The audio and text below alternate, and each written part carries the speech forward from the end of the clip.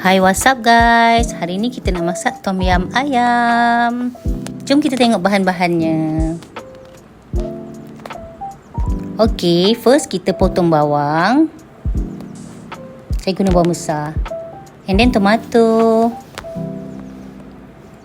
And then kita hiris-hiris cili merah untuk cantikkan. Then ketuk serai. Okay, kita potong-potong kobis. Siapa yang tak mau kobis, tak payah letak. And then kita hiris-hiris carrot untuk diletakkan dalam tom yum kita biar cantik. Okay, kemudian kita hiris limau nipis untuk diperah dalam tom yum biar rasanya masam-masam sikit. Okay, first kita masukkan air and then letak paste tom yum.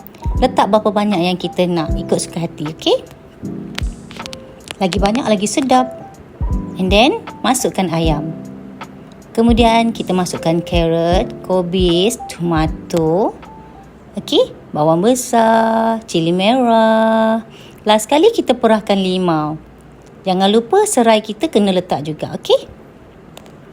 Okey, perasakan dengan garam. And then biarkan tom yum kita mendidih sehingga ayam dan kaki ayam kita empuk dan sedap dimakan. Okey, mari kita hidang. Nampak menarik kan? Okey, tom yum kita dah siap. Boleh makan dengan nasi panas-panas. Selamat menjamu selera semua. Bye.